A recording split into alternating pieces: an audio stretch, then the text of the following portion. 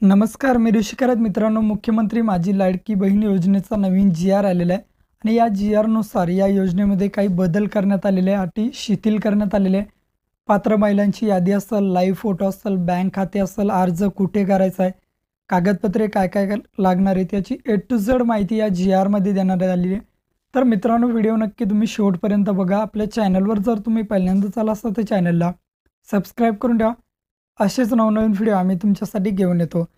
जर तुम्हाला काही विचारायचं असलं तर व्हिडिओला कमेंट करा की व्हिडिओच्या डिस्क्रिप्शन बॉक्समध्ये टेलिग्रामचा ग्रुप दिला आहे, त्यावरती तुम्ही अजूनही जॉईन झाला नसाल तर त्यावरती जॉईन व्हा. त्यावरती डायरेक्टली तुम्ही आमच्याशी बोलू शकता किंवा तुमचे प्रश्न आम्हाला विचारू शकता. नक्कीच आमची टीम तुम्हाला त्वरित प्रतिसाद देईल. चला तर या ठिकाणी नवीन बदल कोणकोणते करण्यात आलेले व्हिडिओच्या माध्यमातून बघूयात. सर्वप्रथम मित्रांनो, या ठिकाणी तुम्ही बघू शकता, या ठिकाणी नवीन जी-आर आलेला आहे. मुख्यमंत्री माझी लाडकी बहीण योजनेमध्ये जे बदल करण्यात आलेले, जवळपास 12 नवीन बदल करण्यात आले. त्यातील महत्त्वपूर्ण बदल काय आहेत आपल्यासाठी ते या व्हिडिओच्या माध्यमातून बघणार आहे. या ठिकाणी बघा, आता कुटुंब याचा अर्थ काय लावला आहे, पती, पत्नी आणि अविवाहित मुले आणि मुली. नंतर बघा, जे नवविवाहित त्यांचं नेमकंच लग्न झालेलं आहे, त्या नवविवाहित महिलेच्या बाबतीत त्यांचं रेशन कार्डवर लवकर नाव येत नाहीत. मग त्याला काय आहे, तर विवाह नोंदणी प्रमाणपत्र असलेल्या अशा नवविवाहित महिलेच्या पतीचे रेशन कार्ड हे उत्पन्नाचा दाखला म्हणून ग्राह्य धरण्यात यावे. म्हणजे पतीचं जे रेशन कार्ड आहे तेच नवीन लग्न झालेल्या मुलीला वापरता येऊ शकतं, त्यांचं नाव असो किंवा नसो. जर परराज्यात जन्म झालेला असेल, ती सध्या महाराष्ट्रात वास्तव्यात असेल, तर त्या महिलेने महाराष्ट्रातील आदिवास असणाऱ्या पुरुषांबरोबर विवाह केला असेल तर अशा बाबतीत पतीचा जन्म दाखला किंवा शाळा सोडायचा दाखला किंवा आदिवास प्रमाणपत्र ते या ठिकाणी 15 वर्षाचा पुरावा म्हणून या ठिकाणी देऊ शकतात किंवा पतीचं मतदान कार्डसुद्धा या ठिकाणी देऊ शकतात.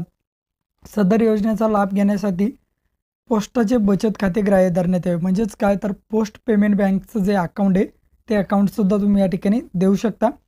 योजनेच्या ऑफलाईन अर्जावरील लाभार्थी महिलेचा फोटो काढून तो ऑनलाईन अर्ज दाखल करण्यासाठी ग्राह्य धरण्यात यावे. म्हणजेच काय, तर जो तुमचा पासपोर्ट फोटो आहे तोच फोटो तुम्ही लाईव्ह फोटो म्हणून सुद्धा अपलोड करू शकता. सर्वात महत्त्वाचा बदल हा, ती व्यक्ती आता नसली तरीसुद्धा तुम्ही फॉर्म भरू शकता. नंतर बघा, PM किसान असेल, पोषण असेल, मनरेगा असेल, या योजनांचे पैसे कसे थेट लाभार्थ्याच्या खात्यामध्ये येतात, त्याच पद्धतीने याचासुद्धा DBT प्रणालीद्वारे महिलांच्या थेट खात्यावर आधार क्रमांकावर पैसे दिले जाणार आहे. तुमचं बँक अकाउंट कोणतंही जरी दिलं, आधार कार्डला जे बँक अकाउंट लिंक असेल त्या अकाउंटमध्ये तुमचे हे पैसे जातील. नंतर बघा, परत अंतिम यादी येणार आहे. त्या अंतिम यादीमुळे ज्या महिला परत अर्ज करतील त्यांचा एकच अर्ज ग्राह्य धरला जाईल. डुप्लिकेट अर्ज त्यांचे ग्राह्य धरले जाणार नाहीत. नंतर बघा, या ठिकाणी जिल्हास्तरीय समिती राहील, तालुकास्तरीय समिती राहील.